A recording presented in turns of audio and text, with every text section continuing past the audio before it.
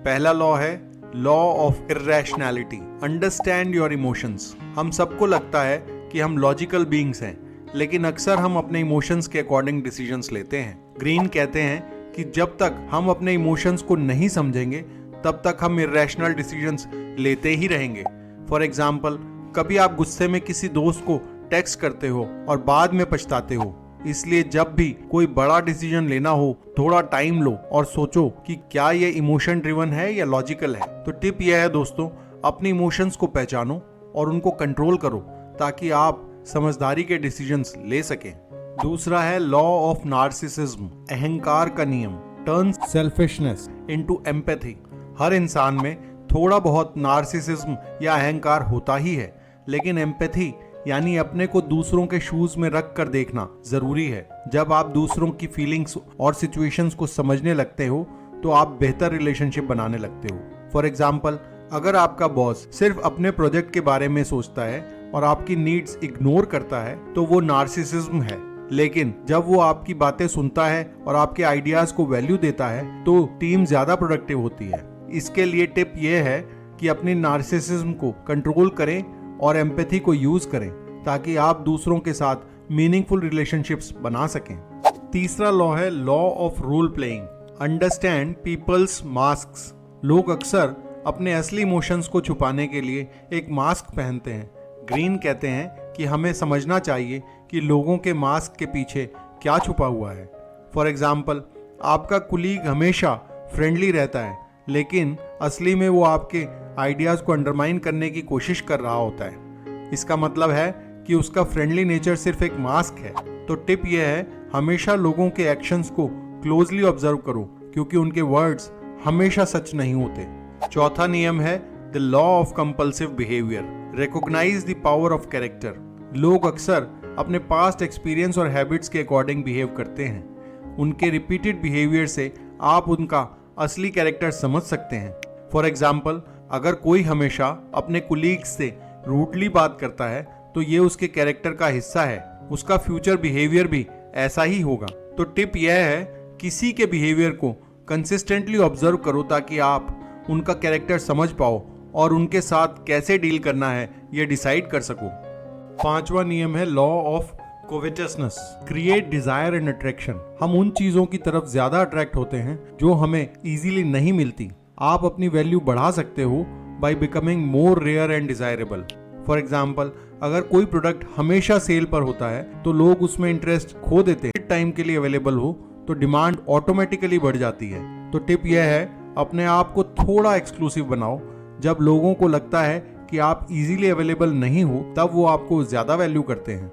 Law of short sightedness. Focus on long term goals. लोग अक्सर short term gains के पीछे भागते रहते हैं, जबकि लॉन्ग टर्म प्लानिंग सक्सेस का असली रास्ता है। ग्रीन कहते हैं कि हमेशा बिगर पिक्चर को ध्यान में रखना चाहिए। फॉर एग्जाम्पल, एक बिजनेसमैन जो शॉर्ट टर्म प्रॉफिट्स के चक्कर में लॉन्ग टर्म ग्रोथ इग्नोर करता है वो फ्यूचर में फेलियर फेस करेगा ही। तो टिप है, हमेशा लॉन्ग टर्म प्लानिंग करो और पेशेंस रखो। ये सोचकर काम करो कि इसका फ्यूचर इम्पैक्ट क्या होगा।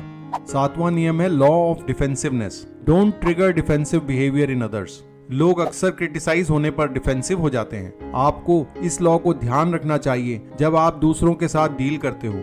उन्हें डिफेंसिव फील कराने पर वो अपने ईगो को प्रोटेक्ट करते हैं और आपकी बात नहीं सुनते।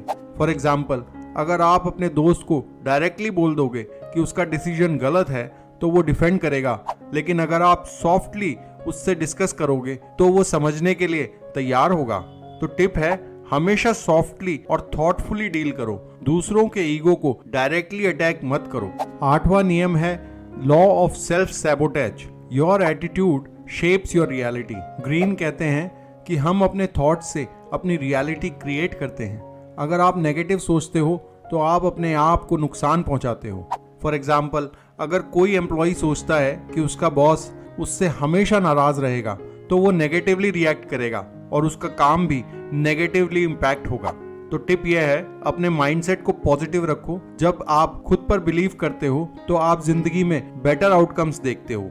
नौवां लॉ है law of envy. Beware of people's jealousy. Envy एक छुपी हुई फीलिंग होती है जो डिस्ट्रक्टिव हो सकती है। लोग अक्सर अपनी जेलसी को डायरेक्टली एक्सप्रेस नहीं करते, लेकिन वो आपके सक्सेस को अंडरमाइन करने की कोशिश करते हैं। फॉर एग्जाम्पल, आप ऑफिस में प्रमोशन पाते हो और एक कुलीग जो आपसे क्लोज था अब आपकी सक्सेस को इग्नोर करता है और पीछे से आपके बारे में बुरा बोलता है। ये एनवी का इफेक्ट है। तो टिप है, लोगों की जेलेसी को पहचानो और उनसे अपने आप को बचा के रखो। अपनी सफलता को सबके सामने फ्लॉन्ट मत करो।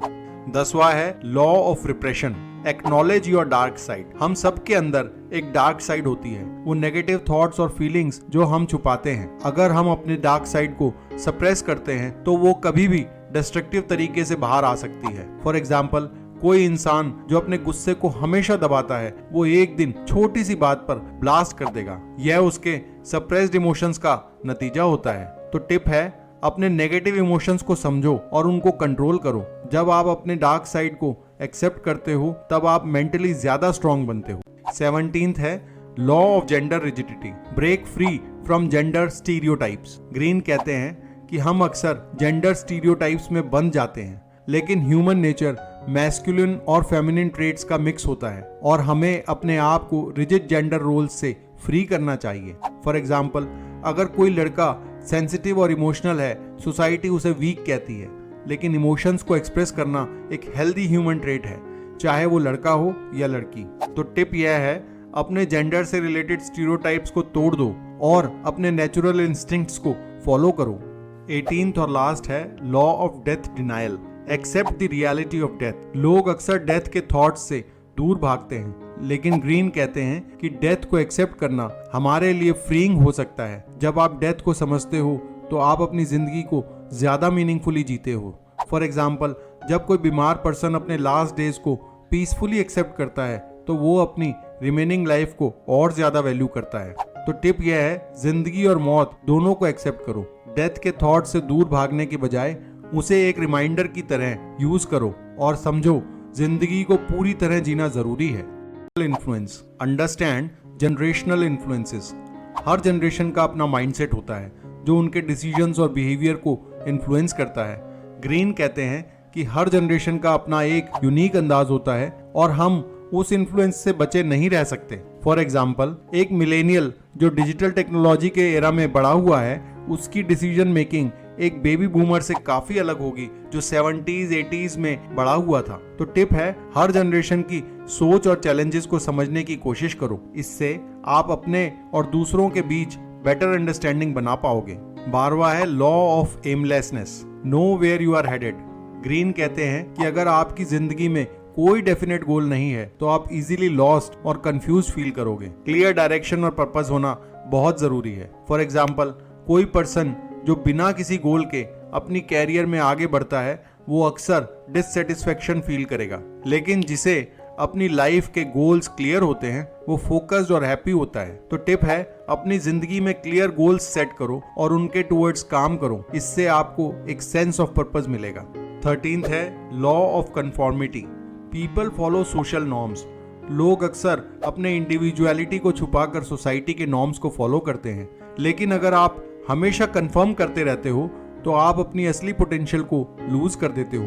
फॉर एग्जाम्पल, आप सोशल मीडिया के प्रेशर में आके वैसा बिहेव करने लगते हो जैसा सोसाइटी आपसे एक्सपेक्ट करती है, लेकिन आपकी ओरिजिनलिटी और इंडिविजुअलिटी तभी शाइन करती है जब आप अपने यूनिक आइडियाज को एक्सप्रेस करते हो। तो टिप है, अपनी ओरिजिनलिटी को कभी कॉम्प्रोमाइज मत करो। हमेशा अपने ट्रू सेल्फ को एक्सप्रेस करो, चाहे सोसाइटी कुछ भी सोचे।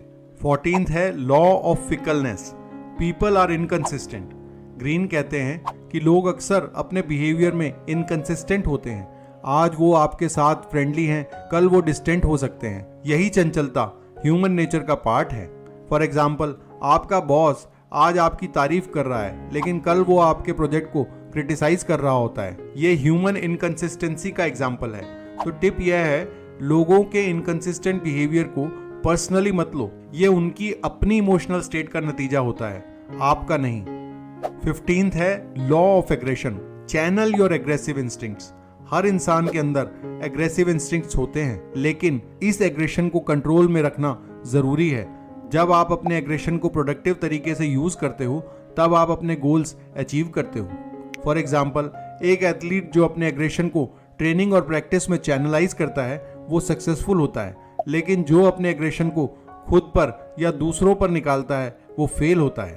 तो टिप यह है, एग्रेशन को पॉजिटिव और प्रोडक्टिव डायरेक्शन में यूज करो, असर्टिव बनो लेकिन वायलेंट मत हो। 16th है law of symbolism. People are attracted to symbols.